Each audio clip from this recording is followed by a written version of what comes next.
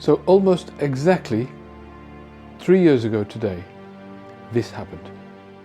Мною принято решение о проведении специальной военной операции.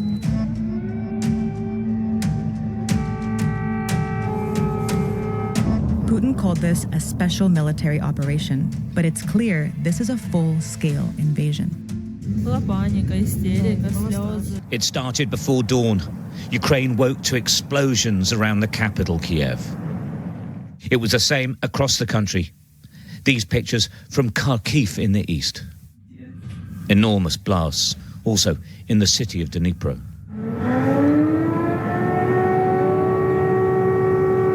Air raid sirens blared out across the capital.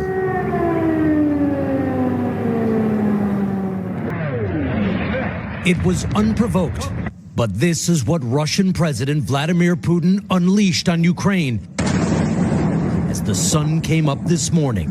A missile striking an industrial park in western Ukraine. A helicopter assault on an airport outside of Kiev. Close, intense fighting. And there are civilian casualties. Local officials say this apartment building was struck in eastern Ukraine. Heartbreaking images of people bloodied, staggering out of their homes. No one who was alive as an adult at that time can deny that that is what happened. Vladimir Putin attacked a neighboring country, unprovoked assault on an entire nation. He invaded a peaceful country of Ukraine. Thousands of people have been killed. Tens of thousands of children have been kidnapped, because Russia also has a demographic issue that they've been trying to solve by kidnapping Russian children from their parents, from Ukraine, well documented. Hundreds of thousands, indeed millions of Ukrainians have been displaced, had to leave their homes and sometimes their country too.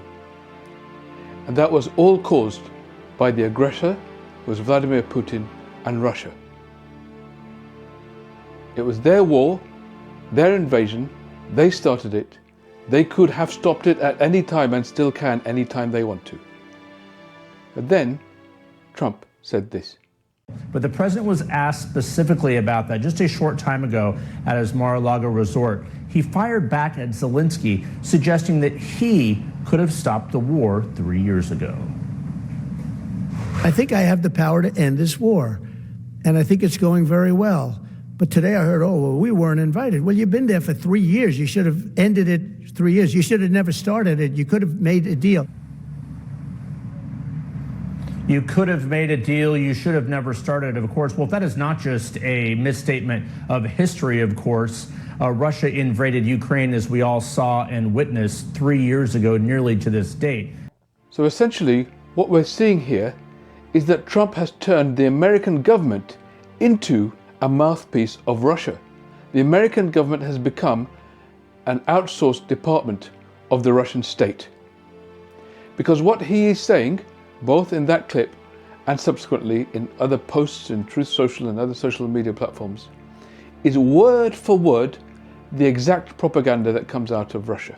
The idea that Russia didn't start this war, no, Ukraine did, which is utter nonsense, is not just the only thing that he said.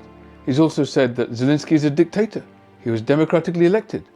He said there should be elections in Ukraine. Again, something that Russia is calling for and wants. And of course, Ukraine can't have elections. When your country has been invaded by another country, when 20% of your country is under the occupation of a foreign power, you cannot have elections. How can you run an election, for example, in Mariupol, which is under Russian control? How could they possibly have ballot boxes and voting stations there? They can't. The country is under martial law. When a country is under martial law, when it's been invaded by a foreign power, it is unable to have elections. And that's why, legally, they are not able to have elections. No such thing as a dictator in that context. He's a democratically elected ruler.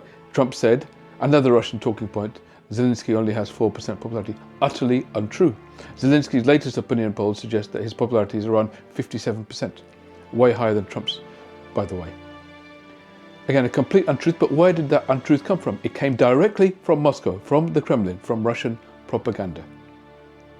These are all clear items of Russian propaganda that Trump is just parroting, that the American government has now become a mouthpiece for. The American government has become a spokesperson, a spokesvehicle, a vassal, subservient to the Russian state.